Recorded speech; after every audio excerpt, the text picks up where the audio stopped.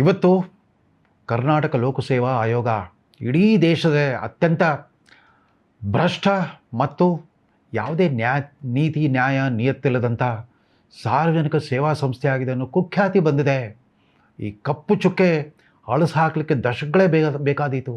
ನಾವು ಇದೇ ವೇದಿಕೆಯಿಂದ ಹೊಸ ದಿಗಂತದ ರೇಷ್ಮೆ ರಾಜನೀತಿ ಕಾರ್ಯಕ್ರಮದಲ್ಲೇ ಒಮ್ಮೆ ಹೋಲಿಕೆ ಮಾಡಿದ್ವಿ. ಇವತ್ತು ಕೇಂದ್ರ ಸರ್ಕಾರದ ನಾಗರಿಕ ಸೇವಾ ಪರೀಕ್ಷೆಗಳನ್ನು ನಡೆಸೋ ಆಯ್ಕೆ ಪ್ರಕ್ರಿಯೆಯನ್ನು ನಿರ್ವಹಿಸೋ ಕೇಂದ್ರ ಲೋಕಸೇವಾ ಆಯೋಗ, union public service commission UPSC ಸದಸ್ಯ ಮತ್ತು ಅಧ್ಯಕ್ಷ ಸ್ಥಾನವನ್ನು ಅಲಂಕರಿಸಿರೋ ಮಹನೀಯರ ಹಿನ್ನೆಲೆ ಎಂಥದ್ದಿದೆ ಮತ್ತು ಕರ್ನಾಟಕದ KPSC ಸದಸ್ಯರುಗಳ ಹಾಲಿ ಮತ್ತು ಮಾಜಿ ಸದಸ್ಯರು ಅಧ್ಯಕ್ಷರುಗಳ ಹಿನ್ನೆಲೆ ಯಾವ ಥರ ಇದೆ ಅದನ್ನು ನಾವು ತುಲನೆ ಮಾಡಿ ಒಮ್ಮೆ ಈ ಅಂತರವನ್ನು ಎತ್ತಿ ಹೇಳಿದ್ವಿ. ಈಗ ಮತ್ತೆ ಹೇಳಲೇಬೇಕಾಗಿ ಬಂದಿದೆ. ಈಗ ಕಳೆದ 2 ವಾರಗಳಿಂದ ರಾಜ್ಯಪಾಲರಿಂದನೇ ಸಸ್ಪೆಂಡ್ ಆಗಿ ಅಧ್ಯಕ್ಷ ಹುದ್ದೆಯಿಂದ ಅಮಾನತ್ತಾಗಿ ಕೋರ್ಟ್ ಮೆಟ್ಲೇರಿರೋ ಶಿವಶಂಕರಪ್ಪ ಸಾಹುಕಾರನೋ ಅಧ್ಯಕ್ಷರು, ಮಾಜಿ ಅಧ್ಯಕ್ಷರು, ಅವ್ರ ಹಿನ್ನೆಲೆ ಏನಿತ್ತು? ಅವ್ರನ್ನ KPSC ಸದಸ್ಯ ಸ್ಥಾನಕ್ಕೆ ತಂದಿದ್ದು ಆವತ್ತಿನ ಯಡಿಯೂರಪ್ಪ ನೇತೃತ್ವದ BJPಯ ನೇತೃತ್ವದ ಸರ್ಕಾರ. ಯಾವ ಹಿನ್ನೆಲೆ ಇತ್ತು ಅಂತ ಅವ್ರಿಗೆ ಆ ಸ್ಥಾನಕ್ಕೆ ತಂದಿದ್ರಿ? ಅವ್ರು ಯಾವುದೋ ನಿಮ್ಮ ಜಾತಿಗೆ ಸೇರಿದವ್ರಂತ. ಆ ವ್ಯಕ್ತಿ ರಾಯಚೂರಿನ ಅಗ್ರಿಕಲ್ಚರಲ್ ಇಂಜಿನಿಯರಿಂಗ್ ಕಾಲೇಜಲ್ಲಿ BSc ಇಂಜಿನಿಯರಿಂಗ್ ಪದವಿ ಪಡ್ಕೊಂಡಿದ್ರಂತೆ. 12 ವರ್ಷ ಅಲ್ಲಿ ಸಂಶೋಧನಾ ಸಹಾಯಕರಾಗಿ ಕೆಲಸ ಮಾಡಿದ್ರಂತೆ. ಅಷ್ಟೇ ಸಾಕಾ?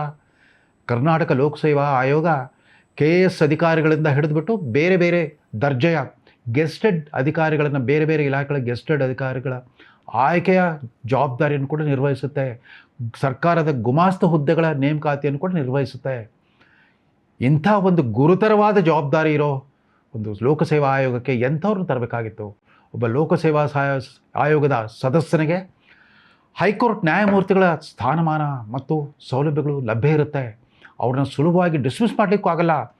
ರಾಷ್ಟ್ರಪತಿಗಳ ಮೂಲಕವೇ ಅವ್ರನ್ನ ವಾಗ್ದಂಡನೆ ಮೂಲಕ ಅವ್ರನ್ನ ತೆಗೆದುಹಾಕಬೇಕಾಗುತ್ತೆ.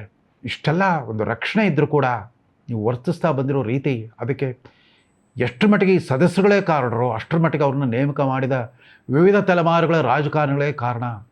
ಈ ಕೆಟ್ಟ ಪರಂಪರೆ ಶುರುವಾಗಿದ್ದು 80ರ ದಶಕದಲ್ಲಿ, 80-90ರ ದಶಕದಲ್ಲಿ.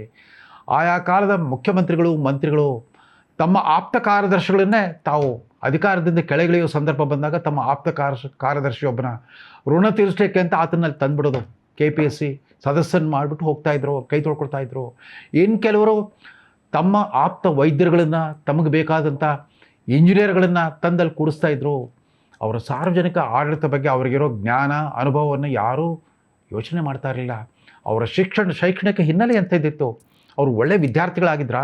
ಸ್ವತಃ ತಾವೇ ಎಂದಾದರೂ ಯಾವುದಾದ್ರೂ ಸ್ಪರ್ಧಾತ್ಮಕ ಪರೀಕ್ಷೆಯಲ್ಲಿ ಪಾಸ್ ಮಾಡಿಬಿಟ್ಟು ಅರ್ಹತೆಯನ್ನು ಗಿಟ್ಟಿಸ್ಕೊಂಡಿದ್ರಾ? ಅವರ ಸೇವಾ ಅವಧಿ ಯಾವ ಥರ ಇತ್ತು? ಅವರೇನು ಶಿಕ್ಷಣ ತಜ್ಞರ? ವಿವಿಧ ವೃತ್ತಿಗಳಲ್ಲಿ ಏನಾದರೂ ಮಹತ್ತರವಾದದ್ದನ್ನು ಏನಾದರೂ ಸಾಧಿಸಿದ್ದಾರಾ? ಮಹಿಳಾ ಪ್ರಾತಿನಿಧ್ಯ, ಜಾತಿವಾರು ಪ್ರಾತಿನಿಧ್ಯ ಕೊಡುವಾಗ ವಿವಿಧ ಜಾತಿ ಜನಾಂಗಗಳಲ್ಲಿ ಅತ್ಯಂತ ಪ್ರತಿಭಾವಂತರು, ಸಮರ್ಥರು ಅಂಥವ್ರು ಅನಿಸ್ಕೊಂಡಿದ್ರಾ? ಯಾರೂ ಯೋಚನೆ ಮಾಡ್ತಾ ಇರಲಿಲ್ಲ. ಹೀಗಾಗಿ ಯಾವ ರೀತಿ ಆ ಸದಸ್ಯರ ಕಳಪೆ ಹಿನ್ನೆಲೆ ಇತ್ತೋ ಅವರ ಆಯ್ಕೆ ಪ್ರಕ್ರಿಯೆ ಕೂಡ ಅದೇ ಥರ ನಡೀತಾ ಬಂದಿತ್ತು.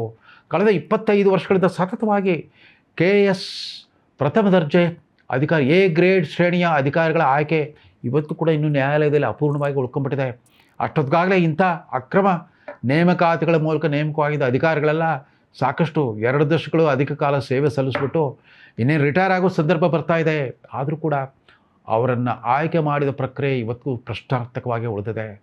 ಈಗ ತಾನೇ ಅಧಿಕಾರ ವಹಿಸಿಕೊಂಡು DK ಶಿವಕುಮಾರ್ ಸರ್ಕಾರ ಇನ್ನೂ ಮಂತ್ರಿಮಂಡಲ ರಚನೆ ಪೂರ್ಣ ಆಗಿಲ್ಲ. ಅಷ್ಟರೊಳಗಾಗಲೇ KPSCಯ ಕರಾಳ ಸ್ವರೂಪ ಬಯಲಿಗೆ ಬಂದುಬಿಟ್ಟಿದೆ. ಇಂಡಸ್ಟ್ರಿಯಲ್ ಇನ್ಸ್ಪೆಕ್ಟರ್ಗಳು, ಕೈಗಾರಿಕಾ ಇಲಾಖೆಯ ಇನ್ಸ್ಪೆಕ್ಟರ್ಗಳ ಹುದ್ದೆಗೆ ನಡೆದ ಆಯ್ಕೆ ಪ್ರಕ್ರಿಯೆಯಲ್ಲಿ ಈ ಅಧ್ಯಕ್ಷರೇ ತಮ್ಮಿಬ್ಬರು ಹೆಣ್ಮಕ್ಳನ್ನ ಸೆಲೆಕ್ಟ್ ಮಾಡಲಿಕ್ಕೆ ಹೋಗಿ ಸಿಕ್ಕಾಕೊಂಡ್ಬಿಟ್ಟಿದ್ದಾರೆ. ಅದರಲ್ಲೂ ಕಿರಿಯ ಮಗಳಿಗೆ ಒಂದು ಕೊಟ್ಟು ಆದಾಯ ಸರ್ಟಿಫಿಕೇಟು, ಜಾತಿ ಸರ್ಟಿಫಿಕೇಟ್ ಪಡ್ಕೊಂಡ್ಬಿಟ್ಟು ಅಕ್ರಮ ಎಸಗಿದ್ದಾರೆ ಅನ್ನೋ ಆರೋಪ ಹೊರಗೆ ಬರ್ತಿದ್ದ ಹಾಗೆಯೇ ಉಳಿದಿದ್ದೆಲ್ಲವೂ ಹೊರಗೆ ಬರ್ತಾ ಇದೆ. ಅದೇ ರೀತಿ ಇವತ್ತಿನ ಸುದ್ದಿಯ ಪ್ರಕಾರ ಅಸಿಸ್ಟೆಂಟ್ ಎಕ್ಸಿಕ್ಯೂಟಿವ್ ಇಂಜಿನಿಯರ್ಗಳ ಆಯ್ಕೆಯಲ್ಲೂ ಕೂಡ ದೊಡ್ಡ ಪ್ರಮಾಣದ ಭ್ರಷ್ಟಾಚಾರ ಮತ್ತು ಸ್ವಜನ ಪಕ್ಷಪಾತ ನಡೆದಿದೆ ಅಂತ. ಈ ರೀತಿ ಜಾತೀಯತೆ, ಸ್ವಜನ ಪಕ್ಷಪಾತ ಮತ್ತು ಸ್ವಚ್ಛಂದ ಭ್ರಷ್ಟಾಚಾರಗಳಂಥ ತ್ರಿವಳಿ ಅನಿಷ್ಟಗಳಿಂದ ರೋಗಗ್ರಸ್ತವಾಗಿರೋ KPSC ಸುಧಾರಿಸಬೇಕು ಅಂತಾರೆ ಮೊದಲನೇ ಹೆಜ್ಜೆ ಮುಖ್ಯಮಂತ್ರಿ DK ಶಿವಕುಮಾರ್ ಮತ್ತು ಅವರ ಸಚಿವರುಗಳು, ಈಗಿರೋ ಸದಸ್ಯರುಗಳು ಅವರ ಹಿನ್ನೆಲೆ ಏನು, ಅವರ ಚರಿತ್ರೆ ಏನು ಅನ್ನೋದನ್ನು ಒಂದು ಶ್ವೇತಪತ್ರ ಹೊರಡಿಸಲಿ. ಎಂಥ ಯೋಗ್ಯರು ಸಮರ್ಥರು ಅರ್ಹರನ್ನು ನಾವು ನೇಮಕ ಮಾಡಿದ್ವಿ ಅಥವಾ ಹಿಂದಿನ ಸರ್ಕಾರ ನೇಮಕ ಮಾಡಿತ್ತು, ಅವರ ಅವಧಿಯಲ್ಲಿ ಎಂತೆಂಥ ಅವಾಂತರಗಳು ನಡೆದಿದೆ ಅನ್ನೋದನ್ನು ಒಂದು ಶ್ವೇತಪತ್ರ ಹೊರಡಿಸಲಿ. ಅಲ್ಲಿಂದ ಸಾರ್ವಜನಿಕರಿಗೆ ನಂಬಿಕೆ ಬರಲಿಕ್ಕೆ ಶುರುವಾಗುತ್ತೆ. ಅದು ಬಹಿರಂಗವಾದಾಗಲೇ ಗೊತ್ತಾಗುತ್ತೆ. ಆಮೇಲೆ ಬೇಕಾದಂತೆ ಸಾರ್ವಜನಿಕರು ಗೂಗಲ್ ಮೂಲಕ ಇವತ್ತು ಕೇಂದ್ರ ಲೋಕಸೇವಾ ಆಯೋಗದ ಸದಸ್ಯರು ಎಂಥವರಿದ್ದಾರೆ ಅಂತ, ಅಖಿಲ ಭಾರತ ಲೋಕಸೇವಾ ಆಯೋಗದ ಸದಸ್ಯರುಗಳ ಹಿನ್ನೆಲೆ ಏನು, ಎಂಥ ಘನತೆವೆತ್ತ ಆಡಳಿತಗಾರರಾಗಿದ್ದರು, ಮಿಲಿಟರಿ ಅಧಿಕಾರಿಗಳಾಗಿದ್ದರು, ಶಿಕ್ಷಣ ತಜ್ಞರಾಗಿದ್ದರು, ಅದಕ್ಕೂ ಇದಕ್ಕೂ ಹೋಲಿಸಿ ನೋಡಿ ಗೊತ್ತಾಗುತ್ತೆ ನಾವು ಕರ್ನಾಟಕದ ಲೋಕಸೇವಾ ಆಯೋಗವನ್ನು ಯಾವ ಸ್ಥಿತಿಗೆ ಇಳಿಸಿಬಿಟ್ಟಿದ್ದೇವೆ ಅಂತ. ಇದರಲ್ಲಿ ಯಾವುದೇ ಪಕ್ಷ ಪರಸ್ಪರ ದೋಷಾರೋಪಣೆ ಮಾಡೋ ಹಾಗೇ ಇಲ್ಲ. ನೀವು ನೇಮಕ ಮಾಡಿದವರು ಹಾಗೆ ಇದ್ರು, ಅವ್ರು ನೇಮಕ ಮಾಡಿದವರು ಹಾಗೆ ಇದ್ದರು. ಹಿಂದೊಮ್ಮೆ ಒಂದು ಸರ್ಕಾರ ಒಬ್ಬ ಜೂನಿಯರ್ ಕಾಲೇಜ್ ಮಹಿಳಾ ಅಧ್ಯಾಪಕಿಯನ್ನು KPSC ಸದಸ್ಯರನ್ನು ಮಾಡಿಬಿಟ್ಟಿತ್ತು. ಆಕೆ ಮೊದಲು ರಾಜಕೀಯದಲ್ಲಿದ್ದು ನಗರ ಪಾಲಿಕೆ ಸದಸ್ಯರಾಗಿದ್ದು, ಮಹಾನಗರ ಪಾಲಿಕೆ ಸದಸ್ಯರಾಗಿದ್ದವಳು. ಅದಾದ ನಂತರ KPSC ಸದಸ್ಯರಾದರು. 1.5 ವರ್ಷದಲ್ಲೇ ಅವರ ಅಧ್ಯಕ್ಷ ಸಮೇತ ಅವರು ಕೂಡ ಈ ಥರ ಅಕ್ರಮ ವ್ಯವಹಾರದಲ್ಲಿ ಸಿಕ್ಕಾಕೊಂಡ್ಬಿಟ್ಟು ಕ್ರಿಮಿನಲ್ ಮೊಕದ್ದಮೆ ಎದುರಿಸಬೇಕಾಗಿ ಬಂದಿತ್ತು. ಇಂಥ ಅನೇಕ ಅವಾಂತರಗಳು.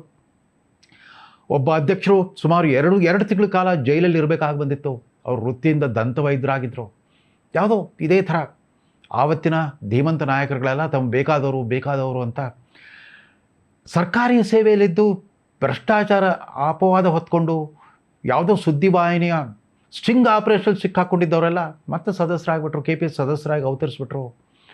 ಬೇರೆ ಬೇರೆ ಸರ್ಕಾರಿ ನಿಗಮಗಳಲ್ಲಿ ಅಥವಾ ಪ್ರಾಧಿಕಾರಗಳಲ್ಲಿ ಮುಖ್ಯಸ್ಥರಾಗಿದ್ದವರು, ಅಲ್ಲೇ ವಿವಾದಗ್ರಸ್ತರು ಅನಿಸ್ಕೊಂಡಿದ್ದವರೆಲ್ಲ ಬಂದು KPSC ಅಧ್ಯಕ್ಷರಾದರು. ಹೀಗೆ ಹಾಕ್ಕೊಡ್ದು ತಮ್ಮ ಈ ರೀತಿ ಜಾತೀಯತೆ, ಸ್ವಜನ ಪಕ್ಷಪಾತ ಮತ್ತು ಭ್ರಷ್ಟಾಚಾರದ ಹಿನ್ನೆಲೆ ಇದ್ದವ್ರನ್ನೆಲ್ಲ ಕರ್ಕೊಂಬಂದು ಈ ಲೋಕಸೇವಾ ಆಯೋಗಕ್ಕೆ ಕೊಟ್ಟರೆ ಈ ನಿರಂತರವಾದ ಅನಿಷ್ಟಗಳು ಮರುಕಳಿಸ್ತಾ ಹೋಗುತ್ತೆ.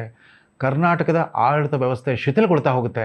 ಕರ್ನಾಟಕ ಸರ್ಕಾರದ ಘನತೆ ಗೌರವಕ್ಕೂ ಕೂಡ ಚ್ಯುತಿ ಬರುತ್ತೆ ಅಂತ ಹೇಳ್ತಾ ಇವತ್ತಿನ ಸಂದರ್ಭದಲ್ಲಿ ಅತ್ಯಂತ ವಿಷಾದದಿಂದ ಈ ಸಂಚಿಕೆಯನ್ನು ಮುಗಿಸ್ತಾ ಇದ್ದೇನೆ. ನಮಸ್ಕಾರ.